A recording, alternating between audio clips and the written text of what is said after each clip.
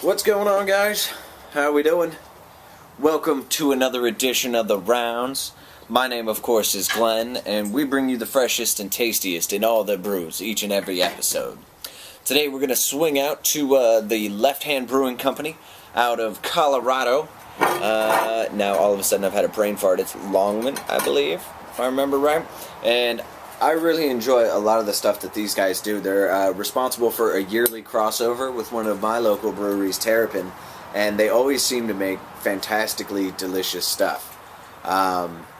They had one, this year's was Piach, and the year before was an India Pale Lager called Oxymoron that I just thought was fantastic. Absolutely delicious. But I digress. Today, we're going to take a look at the Polestar Pilsner. And kind of a simple, classic style. Even though we're in the dead of winter, or the start, I should say, I guess it's not the dead of winter, the start of winter, I don't think it's too early to start yearning for spring, start looking to some nice Pilsners. It's kind of how I felt like doing it. So in the Polestar Pilsner, you have a 3-hop Pilsner that comes in at 33 IBUs, 5.5% alcohol by volume, and features Magnum, Mount Hood, and Sterling hops. So, typically a Pilsner is only going to have one style of hop, and the classic Pilsner hop is actually the Saaz hops. Now, this isn't the case. Luckily, they went more in American style and threw in 3 different varietals, and it's pouring like a pretty true Pilsner. It's got a little extra body in there, though. Golden straw color, plenty of effervescence you can see rising from the bottom of the glass, tiny champagne-like effervescence, and the head is going to pour frothy. Wispy normally pours a pretty good head, and then it's going to break down pretty quick.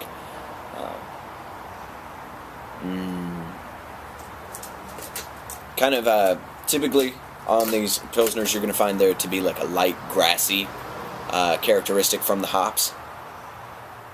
Touch of malt sweetness to it.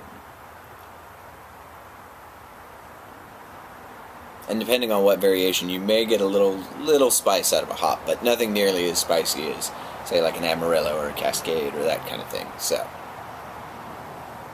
now Pilsners are actually probably one of the beer styles that most Americans are familiar with, for those who aren't beer educated. They typically, and I'm not even going to mention their names, but we know who they are, try and push very poor variations of Pilsners and lager beer to the masses. Now, you'll find there to be a huge difference in the quality produced in something like a Polestar Pilsner versus one of those other ones that we're not going to mention.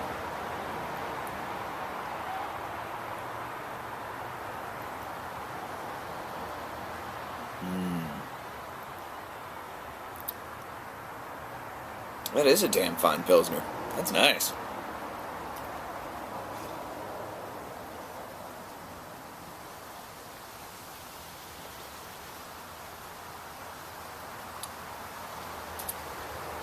The hops they chose are so well balanced.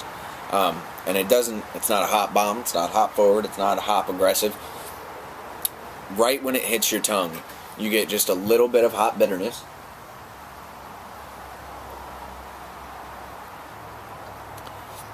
That kind of airs out into a little hop spice note with just that nice light malt body kind of riding it through to the finish.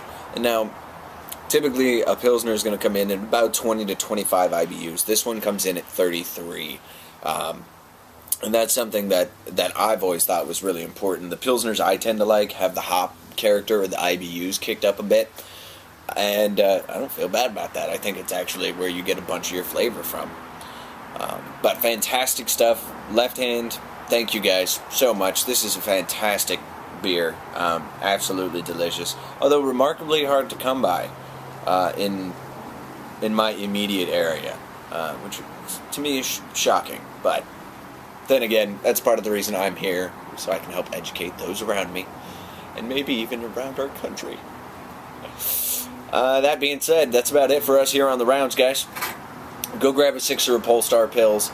It is fantastic, bang on. It's going to complement everything you typically think of as beer food will be covered by this one. I mean, this is going to be perfect for brats. It's going to be perfect for all of that. So get out there, check it out, support Left Hand, and definitely check them out.